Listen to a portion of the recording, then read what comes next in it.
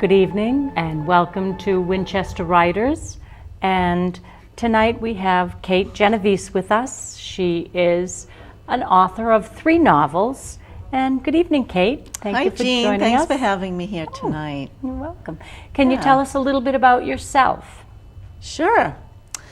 Before I get into the writing aspect, I'll just tell you a little bit about me. I'm married and I live in Woburn. I have 3 grown children. I'm a registered nurse. I worked at Leahy Clinic for a good 19 years, then went on to being a school nurse for 5 years, a visiting nurse, where I'm at now, right now in Malden at Hallmark Health in the office in management. And so you've been in nursing for a number of years. I have, Right. 37 years, My goodness. actually. When did you, or how and when did you begin writing? What gave you the bug? Well, let me really back way up to my childhood. My dad was very academic. He really wanted us, and my mother too. They were both library trustees in Watertown, where I grew up, and they were very into reading. So as early as I can remember, we would have to go to the library. And I say we because I come from a family of 7, so there was always a brother or sister with me. And we had to pick out a couple of books. And after that, we had to give book reports, either acting them out, acting the characters out. It was hysterical, which I did several times when I was 7 or 8, or write book reports, but it was mandatory in my house. So I had a love of writing and reading at a very early age. Favorite book, Gone with the Wind. Didn't get In into high theater school. though. So after that, in 1995, the most recent, I was going through a personal time in my life. And it was an issue involving my family of origin and my kids. So I sought counseling, and the counselor suggested that I journal.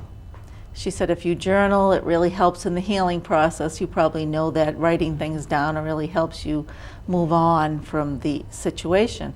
So that's what I did, but I turned my journaling into a book, and it's called A Silence So Still. And it's the story of the event. And it was difficult to write, but I wrote it, and it's sitting in my bottom drawer. And have you shared that with anyone? You know, I shared it with some friends from high school since grade school, people I knew since kindergarten even, and they read it. But other than that, no, it was more for a healing purpose. But what happened is, I got this urge to write. I got this passion, like, oh my gosh, I really want to get published. So Not with that book. No, that book is, as far as I'm concerned, was for my purpose, and it sits in my bottom drawer. Whatever my kids do with it, once I'm gone, it's up to them. Something may happen. Well, tonight we'll be focusing on your 3rd novel, 2 Weeks Since My Last Confession. But you did write 2 previous books. You wrote I did. 30 Years in September, A Nurse's Journal, and you also wrote Loving Joe Gallucci. And can you tell us a little bit about those 2 books? Sure. My first book, 30 Years in September, A Nurse's Memoir, after like I said, I had written that first book, I was passionate, and I really didn't know what to write about. I was on the fence. I wanted to focus on issues. I love things that you can talk about, and medically focused in a way. And I had a patient, I was a visiting nurse at the time, and I had a patient, Joe Lombardo from Burlington, and he was the one who encouraged me to write the book, because I'd go into his house and he was getting depressed, and I'd tell him funny stories. And he literally just said, why don't you write these stories down? These are hysterical. For some reason, I had him laughing. But it was a few months after that I really got the bug to write seriously. And then I had to put it down for a while because my mom was sick. But what prompted me to really write it is when I went up her attic and found all my nursing notes from when I started school in 1969. I mean, you were, obviously alive back then, and in college probably, and elementary school. Lots of things were going on then, like the Vietnam War, moratoriums. Bobby Kennedy just died, Martin Luther King, and I knew I could incorporate our history and what was happening in the world into my nursing memoir, and that's what I did. So this is really autobiographical. It is. It is. And then what about Loving Joe Gallucci? That was interesting. After I finished 30 Years in September and promoted it and got it out there, it was, I wanted to write something else and I wasn't quite sure what. And then all of a sudden, and this happens to me with writing, I wake up in the middle of the night, like, oh my God, things come to me. So I said, Meg Flaherty. And Meg Flaherty is the main character in Loving Joe Gallucci. And I had gone to nursing school with her. And she had this tumultuous relationship with her husband. And I was very part of it, They'd go back and forth and love and hate each other and always end up back together again. But he ended up with hepatitis C. And when I was at Leahy, that was the the disease of the year, hepatitis C. What year was this? When I left Leahy, that was like 1998, 1999. So I knew it was in focus, like Alzheimer's was big in the 80s, and certain diseases, if you're a nurse, you know these things in medical profession. So I wanted to still medically focus on something, and that's when I thought of Meg. I said, oh my gosh, I could write this love story about her and her husband. And so that's what I did. I wrote this love story, but I also incorporated my life and my husband's life in it as well. So it's really the story of two couples, four people, all intertwined. Love story, family saga. And it took off with the hepatitis B organizations and hepatitis C organization. Hepatitis C, sorry, right. Yeah, it really did. It went through the United States. There's a lot of hepatitis C support groups throughout the United States. So it was really, I learned a lot. Okay. Well, like I said, tonight we're going to focus on your third novel, 2 Weeks Since My Last Confession, and that is really an interesting title. And can you tell us where it came from? Sure. Well, I grew up Catholic, and Irish, Scottish Catholic. And, my mother was strict, not like particularly the mother in the book, Marie OBrien, but she was strict enough that she made us go to confession every week. So I'd go a lot of times with my youngest sister, walk down to Our Lady Mercy's Church in Belmont where we went to Mass, and would go to confession weekly. But as you get older, are you Catholic? Yes, I am. So you must remember, as you get older. I do actually know, 2 weeks since my last confession. I've said it many times. Why am I going every week? There's nothing to tell. What sins were you committing particularly, other than fighting with your brothers and sisters?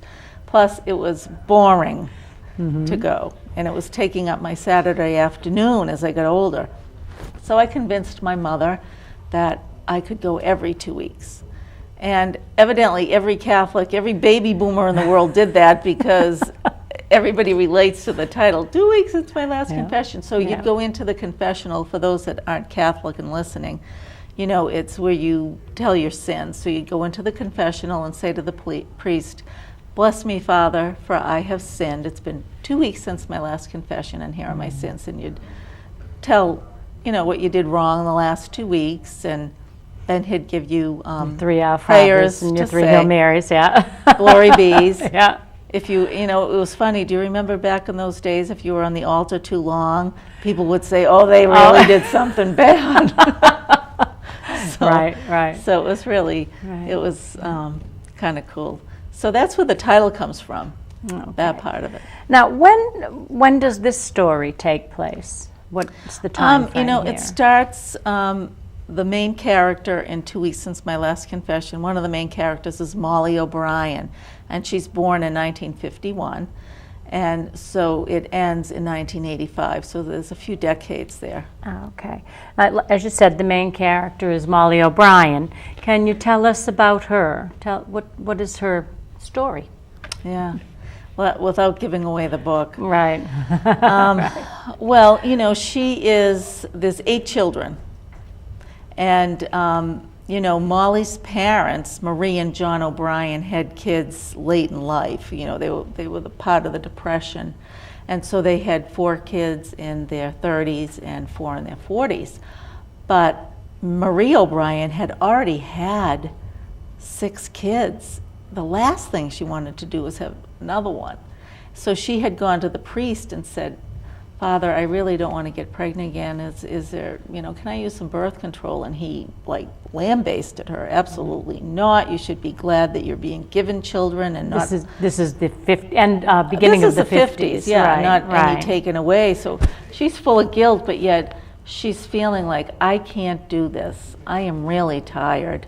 She had the last, almost the child before the last. She had twins. And one of them had cerebral palsy. So not only did she keep having kids, she had a disabled child that was very sick that she had to take care of. So the last thing she wanted to do was have a baby, and then Molly comes into the world. And during that time, her relationship with her husband isn't great. He moves on from being a mayor to a senator. He's not home that much.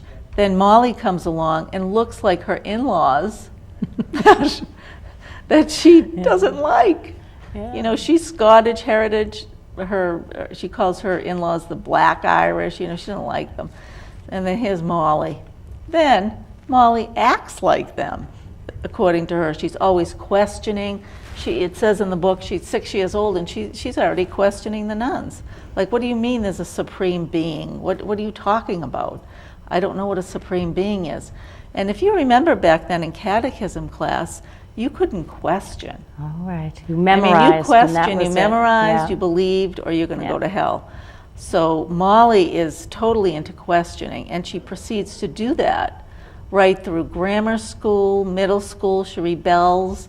She has older sisters. She has older brothers. So she's a little more advanced. Is she the young? She's not the youngest in the family. Erin is the youngest. She's the right. youngest in the family. Right. But Molly just happens to be the outrageous one, along with her brother Sean. He's a little out there as well, and we'll get to him in a while. What is Molly's relationship with her mother and father, particularly with her mother, but with her parents? Well, as I said, Molly's mother wasn't crazy about having her, and then she's always arguing with her and questioning and not really following the rules of a good Catholic girl. Like her mother keeps saying, "Why can't you just behave? Why can't you just do what you're told? And why can't you basically keep your mouth shut?"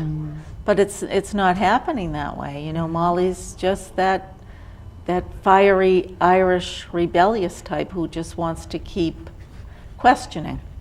Now, Molly's faith plays a huge role in this story and the choices that she makes. Let's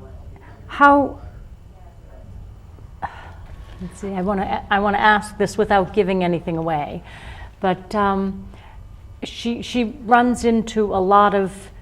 She makes a lot of bad choices. Bad choices. And yeah. Well, she's pretty religious. Although she rebels, she has this love-hate relationship with the church. Later in the book, if you read it, and I know you did read it, and she's sitting in the church, and she wants the feeling back again of being a good Catholic, and she wants the walls of the church to hug her. Like she really felt that. And actually, when I was writing the book, I went and sat in a Catholic church, and I felt that myself because I had a lot of the same feelings. It was something warm, there was something familiar. You knew God was blessing you. Once you let that guilt go. Once you let that guilt go, yeah. Right. Does she lose her faith? Does she lose it? She loses her faith.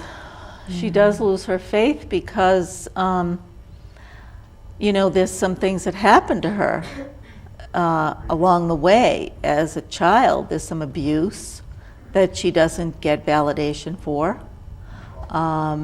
She has a long-time boyfriend in high school. She ends up getting pregnant.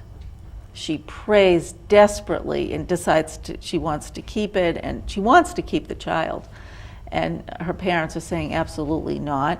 And she prays desperately because that's what she was taught in the church. If you pray, you get what you want. She prayed her heart out, and her parents made her give the child away. So at that point, 17 years old, Molly hated God, hated her parents, hated the establishment, and was angry at the Catholic Church. And she remained that way for a number of years because of her pain.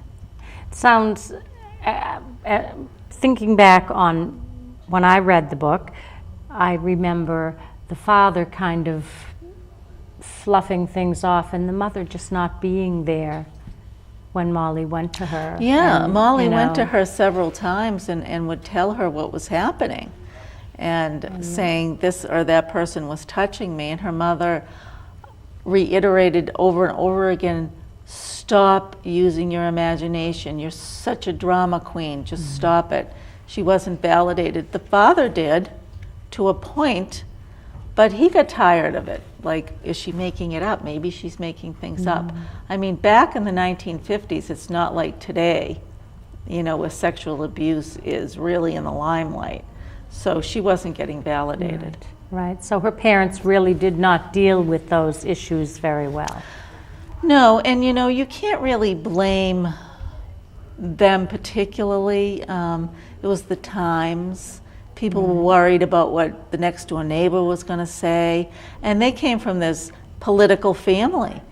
Mr. OBrien was a senator. He didn't want anything out in the open that was going to cause him not to get reelected. Right. Now, where forbid. does this take place? It takes place in Cambridge. Massachusetts. Cambridge, Massachusetts. Yeah. Molly does travel. She does some traveling. She goes out west, Colorado and Seattle. And that's where writers write what they know. I lived in Colorado and Seattle, so I didn't have to do that much research. I knew what I was doing as I was writing. Yeah.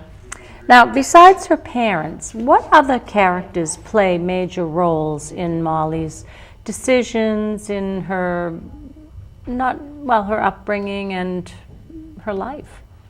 Oh, that's a very good question. Well, besides her parents, who were extremely influential, she was afraid of her dad. And she, you know, as much as she rebelled against him, she was very fearful of him. Pretty much sign of the times, though. Yeah, yes, yes. Yeah. I know, I was afraid of my father. Oh, yeah. Tremendously. Loved him, but afraid of him. And her brother Sean, who is maybe the culprit of all her problems starting. You know, she has this volatile relationship with him, and although he's 8 years older than her, they're similar, but yet they have this hatred towards one another. Now, Sean is older than Molly. What are some of his issues in this story?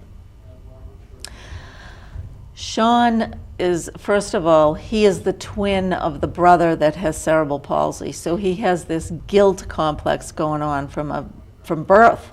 Like, what? I mean, now we know it today. Why did I not be the one to have cerebral palsy? Okay. You know. Then he has issues of his own abuse. He pretends he loves the Catholic Church, and he fakes it. Totally fakes it.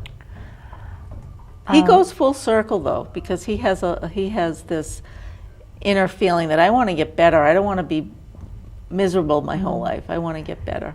And what's his relationship with the mother? As you said, he's older, so he was probably one of the first 6. He asked his mother to death. When he was at UMass Amherst, "Are you going to church, Sean?" "Absolutely, Mom." He wasn't going to church. No. He hated the Catholic Church as much as Molly did. He was not going. Okay. Well, you say this is a story of hope and healing and recovery. Does Molly, I know that she sinks into the depths, does she recover? Does she heal? Don't tell me the end. I know the end, but I would never read a book if I knew the end. So. Molly goes, it's a good ending. She goes through quite a bit. She almost doesn't get better. It's like the book Basketball Diaries. Did you ever read that? It's actually turned into a movie with Leonardo DiCaprio. Oh, yes. Yeah, and he gets, he's a basketball player in a Catholic school, gets involved in drugs, and he can't seem to get better. And he only gets better because he gets sent to jail, and that's where he writes the story, Basketball Diaries. So Molly's character is similar to his, but she improves. She does get better. She goes full circle with her faith. Now, there's a boyfriend in this, not the father of her child, but there is a new boyfriend. Yeah, the boy she married, the guy she marries, she Tim. marries. Okay. Yeah, he goes through a lot with her. He's the yeah. classic enabler. Mm-hmm. Definitely, he is. But he loves her. He leaves her, and they separate for quite a long time. Now, where are your books available, Kate? You can get them online, Amazon, Barnes & Noble, online, bookstores. If there may be some right here at Bookends. Mm-hmm. If they're not, you can order them. And I also have some. You can get them off my website, which is my name, www.kate, K-A-T-E, Genovese, Genovese.com. Okay. And you can email me, and I can get them to you as well. And you can order them through a library, too, can't you? Oh, yes. Yeah. The library. Yeah. If you have difficulty financially, go to the library, and they will get it for you. Okay. Yeah, as long as you have a library card. Now, Sign up more. Sign up, right. Do you have anything else in the works? I do. I am writing a book. I'm in the process. I'm maybe 3/4 of the way through. It's another family saga. The title of it is April Showers. And it's about a couple in their 40s, and she suddenly dies of colon cancer. But that's the very beginning, and it goes back to when they met. And, it's a real baby boomer book. It goes back to when they met and their whole courtship, relationship. They have these 3 kids, and Max, one of the main characters, the father of the kids, and the husband, whose wife died, and he just can't believe she's dead and has left him with these 3 dysfunctional teenage kids. No reflection on your family? None. Oh, no. It's absolutely nothing to do with my family. So this is I purely get fiction, that questions a lot because Yeah. people say, well, of course, my nurse's memoir was Right. me, Right. and Loving Joe Gallucci was somewhat me. Right. This book, 2 Weeks Since My Last Confession, is fiction, although I can relate to some of the subject matters in it. I Yeah. do have to say, reading Loving Joe Gallucci, I heard your voice telling me the story. Oh. So it was just, like having you tell me instead of reading Yeah. it. It was wonderful. Yeah, writing is a wonderful thing. Now, where do you get your ideas for these great stories? I think it's just part of who I am. My mother was a storyteller. She would sit and tell the neighborhood kids stories. There'd be dozens of kids in our house when we were little, and they'd all sit around. Is your mother telling a story today? And she'd sit around talking. And I think I inherited her imagination, to be honest with you, because sometimes I wonder how I come up with some of the things I come up with. Yeah. And I have a notebook right next to me in the bed, so if I wake up in the middle of the night, I can jot things down. I know that's what a lot of people say, you should keep a notebook with you all the time. I've tried that myself, but generally lose it. Well, that's why you write it immediately. Yeah. And I've always written longhand. I don't go on the computer and type it out until I have the first draft down. Mm-hmm. And then I do several drafts. As I did in this book, it took me forever to write this. Oh, you do have to It took write me a and good 7 rewrite. years to write that book. Really? 2 weeks since my last confession. Now, yeah. when was this one published? This came out. Well, this initially came out in 2000, the end of 2007, and came out actually in 2008. I had trouble with the publisher, but Right. I had to switch publishers, so that's another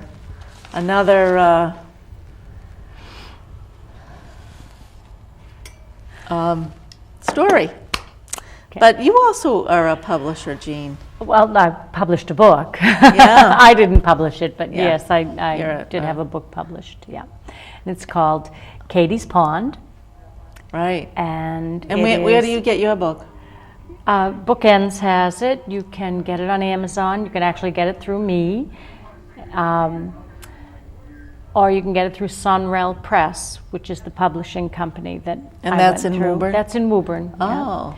And it's That was a children's delightful book, and it's all around Katie's Pond. It's all about Horn Pond in Yeah. Woburn. Yeah, Horn Pond. And it was a lot of fun to write. I had taken a little time off from teaching and studied natural resource management, so it just was kind of a natural slide into writing that book. So it was a lot of fun. I mean, just walking the pond. I had an acquaintance that did the pictures for me, watercolor washes for me. So it's beautiful. It's about a little girl that takes a walk around the pond with her classroom. Awesome. As I often did with my students. So Yeah. yeah. Oh, that's great. Yeah. Well, is there anything else that you can share with us about your stories? I know you and I have talked many times about even collaborating, and we've talked about lobster rolls and maybe writing, searching for the perfect lobster roll. Yes, that would be a great Something book. like that. It would be fun. Yeah. It would be fun to do. Yeah, no, I think the writing process, I've learned a lot. You know, I've come a long way since this all happened in 1995, and it's amazing the people I've met along the way, the different avenues I've taken because of being a writer, and the wonderful, wonderful events that have happened in my life because of this. A whole other road I took other than nursing, although I'm still nursing. I have to say, I thoroughly enjoyed your books. This was such a wonderful story, a wonderful story. It was, and it was uplifting. Thank you. You know. I mean, it's a good book. It's not just for baby boomers, but I want to thank you. Thank you so much for coming tonight. It was fun talking to you on television, and I want to thank our audience for tuning in and enjoying Kate Genovese. Thanks, Jeanne. Mm-hmm.